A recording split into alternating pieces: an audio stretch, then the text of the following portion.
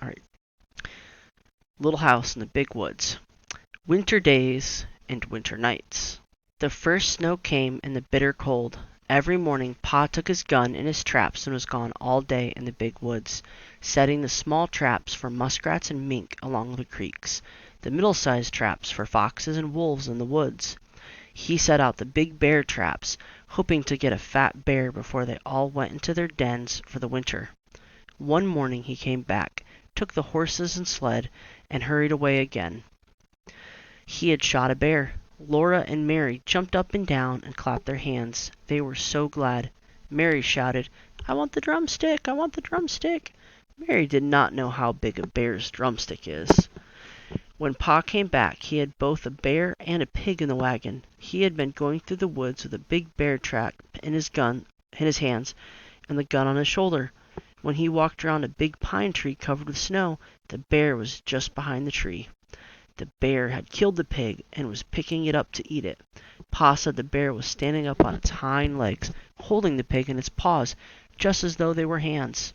Pa shot the bear, and there was no way of knowing where the pig came from, nor whose pig it was. "So I just brought home the bacon," Pa said. There was plenty of fresh meat to last for a long time.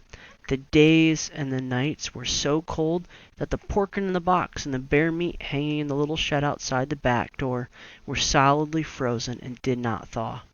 When Ma wanted fresh meat for dinner, Pa took the axe and cut off a chunk of frozen bear meat, or pork. But the sausage bowls, or the salt pork, or the smoked hams and the venison, Ma could get for herself from the shed or the attic. The snow kept coming till it drifted and banked against the house. In the mornings the window panes were covered with frost, and beautiful pictures of trees and flowers and fairies.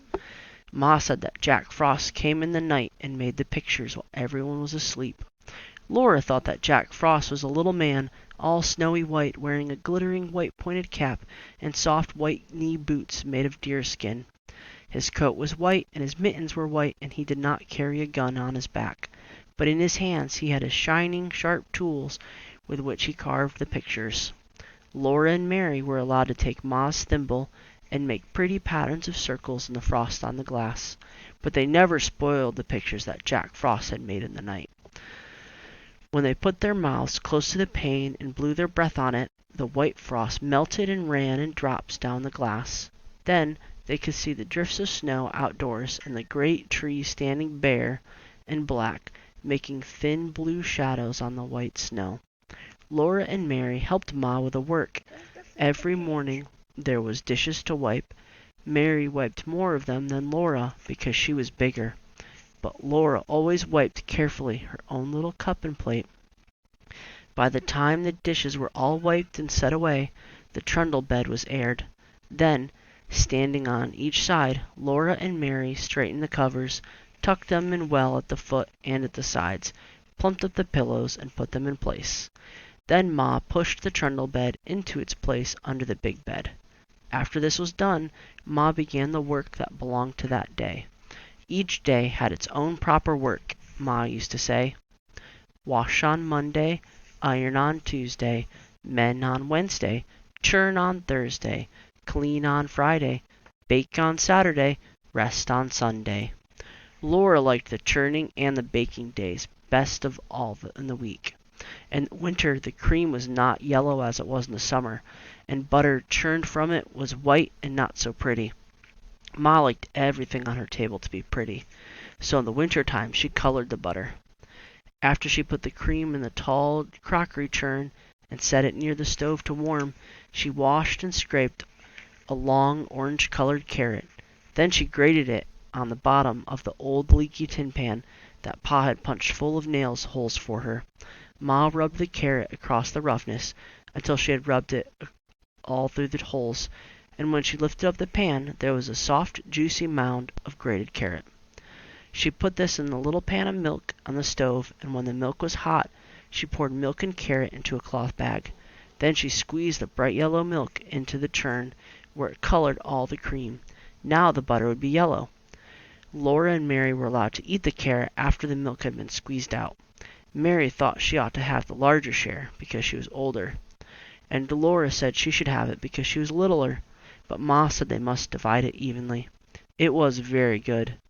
When the cream was ready, Ma scalded the long wooden churn dish, put it in the churn, and dropped the wooden churn cover over it. The churn cover had a little round hole in the middle, and Ma moved the dash up and down through the hole. She churned for a long time. Mary could sometimes churn while Ma rested, but the dash was too heavy for Laura. At first the splashes of cream showed thick and smooth around the little hole.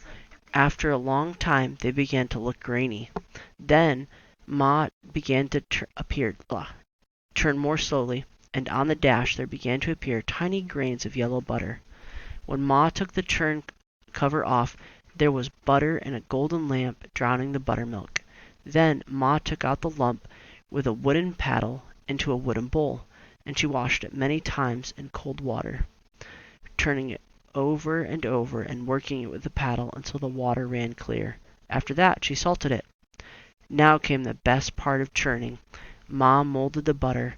On the loose bottom of the wooden butter mold was carved the picture of a strawberry with 2 strawberry leaves. With the paddle, Ma packed butter tightly into the mold until it was full. Then she turned it upside down over a plate and pushed on the handle of the loose bottom. The little firm pad of golden butter came out, with a strawberry and its leaves molded on top. Laura and Mary watched, breathless, one on each side of Ma, while the golden little butter pats, each with its strawberry on top, dropped onto the plate as Ma put all the butter through the mold. Then Ma gave each a drink of good fresh buttermilk. On Saturdays, when Ma made the bread, they each had a little piece of dough to make into a little loaf. They might have a bit of cookie dough, too, to make little cookies, and once Laura even made a pie in her patty pan. After the day's work was done, Ma sometimes cut paper dolls for them. She cut dolls out of stiff white paper and drew the faces with a pencil. Then, from bits of colored paper, she cut dresses and hats and ribbons and laces so that Laura and Mary could dress their dolls beautifully. But the best time of all was at night, when Pa came home. He would come in from his tramping through the snowy woods with tiny icicles hanging on the ends of his mustaches. He would hang his gun on the wall over the door, throw off his fur cap and coat and mittens, and call, "Where's my little half pint of sweet cider half drunk up?" That was Laura, because she was so small. Laura and Mary would run to climb on his knees and sit while he warmed himself by the fire. Then he'd put on his coat and cap and mittens again, and go out to do the chores and bring in plenty of wood for the fire. Sometimes, when Pa had walked his trap lines quickly because the traps were empty, or when he got some game sooner than usual, he would come home early. Then he would have plenty of time to play with Laura and Mary. One game they loved was called Mad Dog. Pa would run his fingers through his thick brown hair, standing it all up on one end. Then he dropped on all fours, growling. He chased Laura and Mary all around the room, trying to get them cornered where they couldn't get away. They were quick at dodging and running, but once he caught them against the wood box behind the stove, they couldn't get past Pa, and there was no other way out. Then Pa growled so terribly, his hair was so wild, and his eyes so fierce that it all seemed real. Mary was so frightened that she could not move, but as Pa came near, Laura screamed, and then with a wild leap and scramble she went over the wood box, dragging Mary with her. And at once there was no Mad Dog at all. There was only Pa standing there, with blue eyes shining, looking at Laura. "Well," he said to her, you're only a little half pint of cider half drunk up, but by jinks, you're as strong as a little French horse." "You shouldn't frighten the children so, Charles," Ma said. "Look how big their eyes are." Pa looked, and then he took his fiddle down his fiddle, and he began to play and sing. Yankee Doodle went to town. He wore his striped trousies. He swore he couldn't see the town, there was so many houses. Laura and Mara forgot all about the Mad Dog.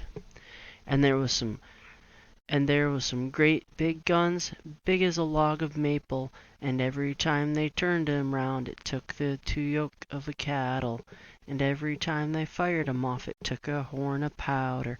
It made a noise like father's gun, only a nation louder. Pa was keeping time with his foot, and Laura clapped her hands to the music when she sang, "And I'll sing Yankee Doodle Dee-do, and I'll sing Yankee Doodle, and I'll sing Yankee Doodle-dee-do, and I'll sing Yankee Doodle." All alone in the wild woods, and the snow and the cold, the little log house was warm and snug and cozy. Pa and Ma and Mary and Laura and the baby, Carrie, were comfortable and happy there, especially at night. Then the fire was shining on the hearth, the cold and the dark, and the wild beasts were all shut out. Jack the brindle bulldog and Black Susan the cat lay blinking at the flames in the fireplace. Ma sat in her rocking chair, sewing by the light of the lamp on the table. The lamp was bright and shiny.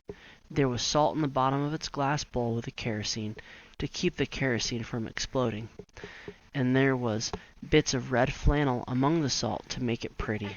It was pretty. Laura loved to look at the lamp with its glass chimney so clean and sparkling, its yellow flame burning so steadily, and its bowl of clear kerosene colored red by the bits of flannel. She loved to look at the fire in the fireplace, flickering and changing all the time, burning yellow and red, and sometimes green above the logs, and hovering blue over golden and ruby coals. And then Pa told stories. When Laura and Mary begged him for a story, he would take them on his knees and tickle their faces with his long whiskers until they laughed aloud. His eyes were blue and merry. One night Pa looked at Black Susan, stretching herself before the fire and running her claws out and in, and said, "Do you know that a panther is a cat? A great big wild cat?" "No," said Laura. "Well, it is," said Pa.